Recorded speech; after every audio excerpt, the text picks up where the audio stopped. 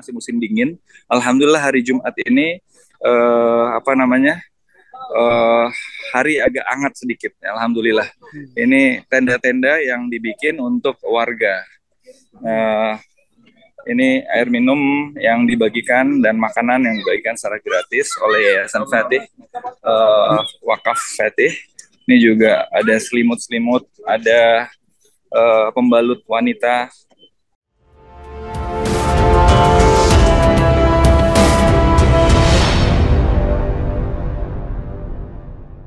Assalamualaikum. Waalaikumsalam warahmatullahi Gimana kabar, Be? Alhamdulillah. Kemarin baik. kabarin baru pulang dari Turki. Kata siapa? Ya, dapat informasi kan Gosip. juga Gosip. kita sudah menyiarkan apa tentang terjadi gempa di Turki dan Babes. Iya.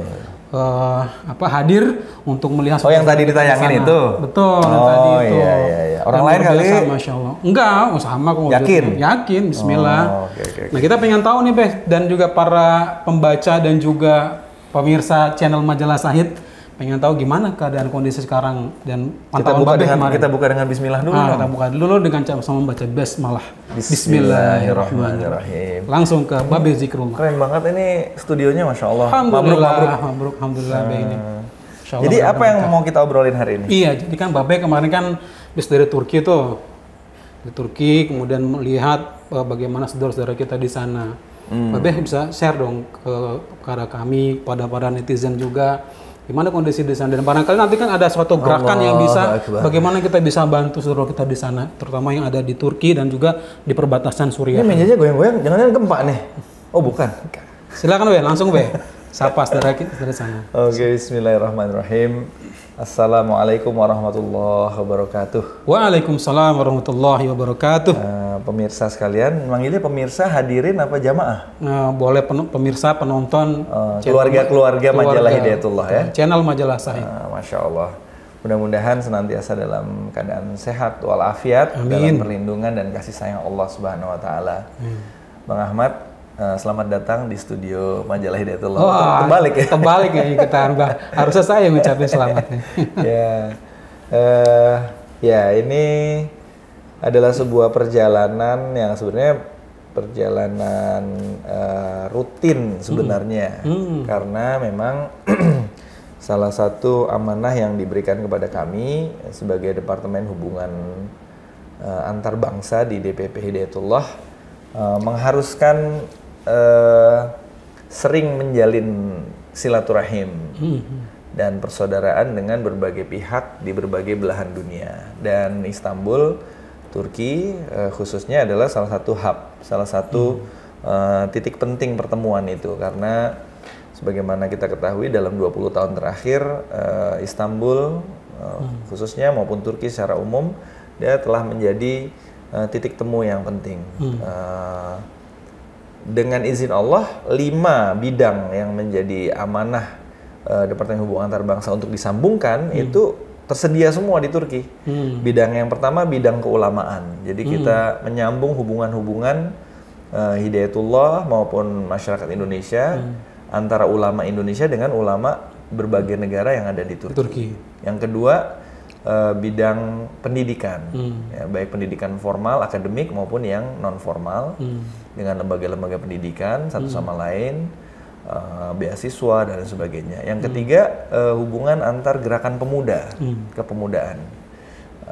Kemudian yang keempat hubungan antar lembaga kemanusiaan, dan yang kelima hubungan antar usahawan atau dunia bisnis. Nah, tanggal 6 Februari kemarin terjadi gempa di Turki, tepatnya di kawasan timur dan selatan Turki atau Tenggara, dan juga sebagian dari kawasan utara Suriah. Karena itu kita menyebutnya gempa Turkiye Suriah, karena itu suatu kawasan yang nggak bisa disatukan. Karena di zaman dulu sebelum kekhalifahan runtuh, kawasan itu adalah satu kawasan yang satu, di bawah kepemimpinan Utsmaniyah. Dan sekarang yang kemarin tanggal 6 Februari itu diuji oleh Allah Subhanahu Wa Taala dengan gempa yang cukup besar, 7,7 atau dalam laporan lain 7,8 skala Richter, itu Turki berdampak pada 10 provinsi. Ya, 10 provinsi yang sebagiannya berbatasan langsung dengan Suriah, dan 4 distrik di Suriah di bawah kawasan Idlib dan Aleppo. Nah, sebagaimana yang sudah dilaporkan pada tayangan yang tadi kita tayangkan, laporan langsung waktu di sana, update-nya sekarang ini adalah setidak-tidaknya meliputi 2 hal. Yang pertama, tahap emergency itu masih berlangsung. Ini adalah tahap kedua emergency. Tahap pertama emergency adalah search and rescue dan juga pengobatan, percepatan operasi medis dan sebagainya untuk menolong orang-orang yang luka-luka, pencarian dan penyelamatan orang-orang yang masih ada di bawah reruntuhan bangunan. Itu tahap emergency pertama. Sudah selesai itu ya? Itu dianggap sudah selesai. Sekarang ini memasuki tahap emergency yang kedua, yaitu menguatkan kondisi-kondisi para pengungsi yang kehilangan rumah, dan kemudian penghancuran bangunan-bangunan yang sudah tidak layak lagi dihuni, ya, yang hancur 100% total, maupun yang separuh hancur atau yang rusak tapi cukup signifikan, yang nggak mungkin bisa dilanjutkan sebagai tempat tinggal, maka itu harus dihancurkan, dan itu jumlahnya banyak. Yang sangat mengesankan di sini diantaranya adalah kecepatan pemerintah Turki. Kalau kita misalnya di tsunami Aceh, kemudian terutama di Lombok, waktu gempa di Lombok itu sampai 2-3 bulan itu belum ada tanda-tanda pembangunan rumah, bahkan rumah darurat pun belum, orang masih tinggal di tenda-tenda. Tapi di Turki kita menyaksikan belum 3 minggu sudah lebih dari 1.000 rumah yang dibangun untuk korban bencana. Dan 1.000 rumah permanen tuh? 1.000 rumah permanen, ya, pembangunannya sudah dimulai gitu. Nah, ini itu pun masih luar biasa, masih rakyat Turki masih sangat kritis kepada kecepatan pemerintah dalam menangani ini. Padahal memang kalau dilihat secara objektif, memang sangat dahsyat efek dari gempa ini di 10 provinsi itu, terutama di 3 provinsi yang paling berat itu di Provinsi Hatay, kemudian Adiyaman, dan Kahramanmaraş. Itu yang paling berat itu dampak dari ininya.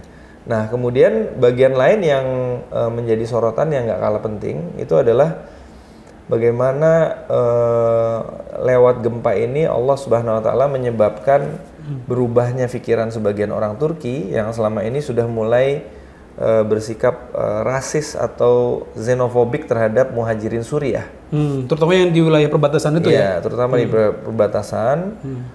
Apa yang merubah mereka? Yang pertama, 3 hari pertama sesudah kejadian gempa itu, provinsi yang paling dekat dengan perbatasan Suriah, yaitu Provinsi Hatay, itu bisa dibilang terisolasi total, terutama kota Antakyanya. Kota Antakya itu ibu kotanya Provinsi Hatay, yang paling parah itu. Terdampak itu selama 3 hari nggak ada listrik, nggak ada internet, nggak ada telepon.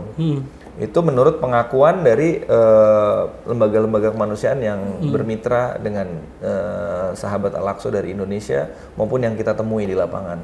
Mereka mengatakan ini kita terisolasi karena jalan-jalan juga hancur, maka bantuan dari berbagai provinsi yang lain juga nggak mudah masuk.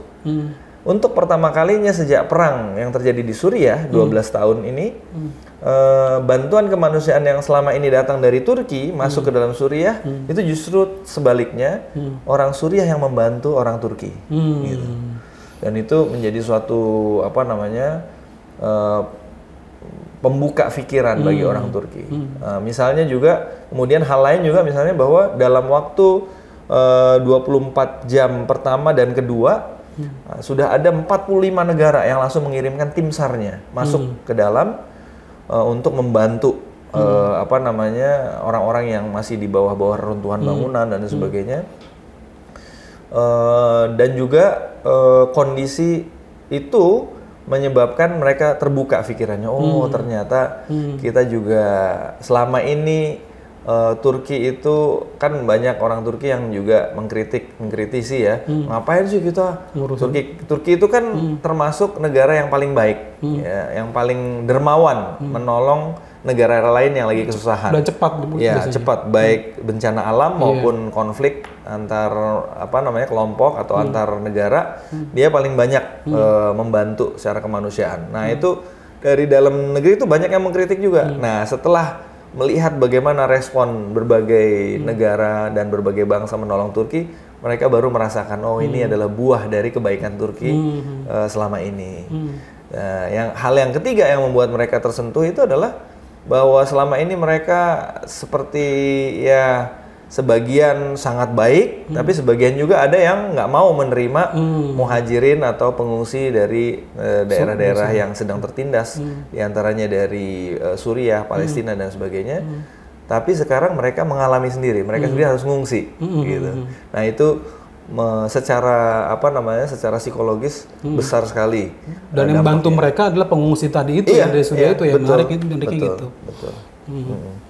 Babe, perlu para pemirsa dan juga penonton channel Majalah Sehat ketahui bahwa tadi sudah disebut tentang Departemen Hubungan Antar Bangsa. Babe Zikrullah ini adalah Ketua Departemen Hubungan Antar Bangsa DPP Hidayatullah. Jadi beliau menjalin hubungan banyak dengan koreksi sedikit ya, Ketua Departemen Hubungan Antar Bangsa atau Luar Negeri itu namanya Ustadz Nasfi Arsyad. Saya cuma pelanjutnya aja. Oh, pelanjut. Iya. Sama juga sebenarnya. Babe ini senang guyon gitu. Baik, Babe kan juga penonton perlu tahu dong apa sih yang selain tadi pandangan mata yang Babe sampaikan di lokasi, apa yang masyarakat Muslim Indonesia bantu untuk saudara kita yang ada di Turki dan di perbatasan Suriah tadi, Be.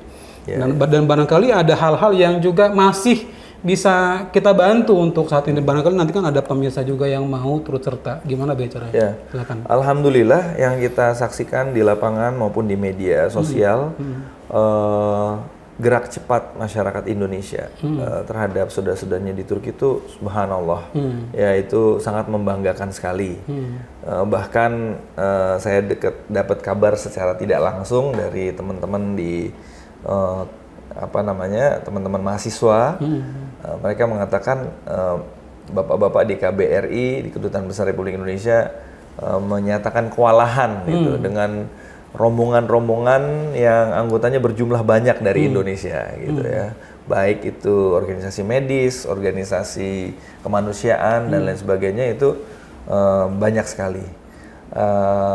Kemudian kalau yang terpantau di media sosial, baik dari segi search and rescue, pencarian dan penyelamatan maupun medis maupun kemanusiaan itu semuanya ada. Diwakilin oleh organisasi-organisasi Indonesia, baik yang secara resmi melapor kepada Kedutaan Besar Republik Indonesia, artinya hubungan pemerintah dengan pemerintah atau G2G, maupun yang jalan sendiri secara persendirian, itu banyak gitu ya.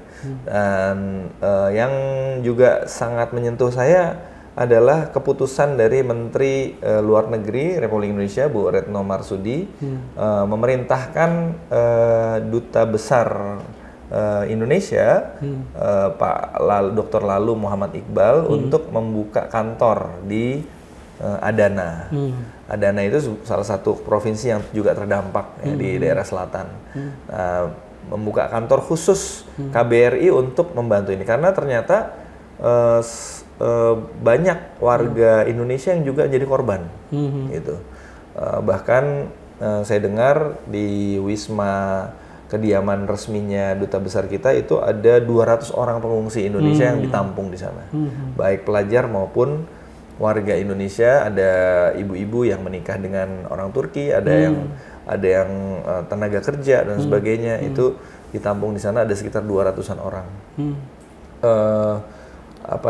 Nah juga yang sangat penting dicatat adalah Pak Keduta Besar kita waktu itu sekitar lebih dari seminggu yang lalu kayaknya mengumumkan kepada masyarakat Indonesia dan kepada LSM Lembaga Swadaya Masyarakat Indonesia kalau ada yang mau membawa bantuan ke dalam Suriah, ke wilayah Suriah yang dilindungi oleh Turki karena wilayah yang terkena gempa itu adalah wilayah Suriah tapi yang 100% di bawah perlindungan Turki, gitu, bukan di bawah kendali rezim Bashar Assad. Ini yang banyak kesalahannya. Sebagian dari masyarakat yang mau mengirimkan bantuan, mengirimkan bantuannya lewat Damaskus. Itu nggak nyampe. Betul. Susah nyampenya. Kenapa? Karena yang terdampak itu tidak di bawah kekuasaan rezim Bashar Assad.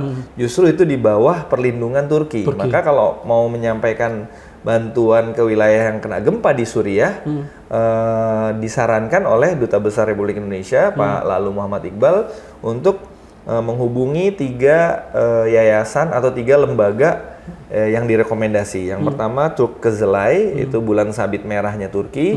Yang kedua AFAD itu kayak lembaga khusus menangani bencana alam maupun bencana manusia gitu, bantuan kemanusiaan untuk manusia. AFAD itu punya pemerintah, dan 1 lembaga swasta yaitu IHH.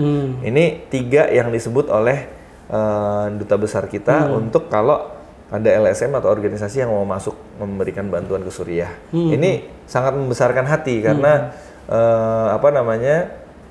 di tengah masyarakat sebelum ada gempa ini ada semacam stigma ya yang akibatkan oleh mungkin kesalahpahaman di kalangan beberapa pihak di dalam pemerintah, seakan-akan kalau memberikan bantuan kemanusiaan untuk muhajirin atau pengungsi Suriah itu seakan-akan itu sama saja membantu teroris membantu pemberontak dan sebagainya.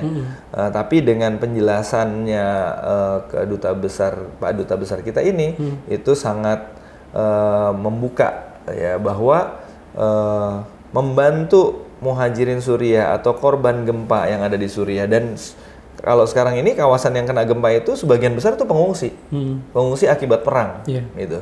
Nah itu kalau duta besar kita sudah ngomong kayak gitu, itu artinya sudah sebuah legitimasi untuk masuk asal lewat lembaga yang 3 resmi. Itu. Ya, sebenarnya sih lembaga-lembaga lain juga ada, tapi yang beliau sebutkan 3 itu. Kalau Departemen Hubungan Antarbangsa bersama dengan Sahabat Al-Aqsa masih menghimpun bantuan untuk saudara kita di Departemen Hubungan Antarbangsa tidak menghimpun bantuan. Yang menghimpun bantuan atau menerima amanah itu diantaranya memang Sahabat Al-Aqsa. Masih menghimpun. Masih. Baitul Mal Hidayatullah juga masih, kalau nggak salah ya. Harus kita cek lagi.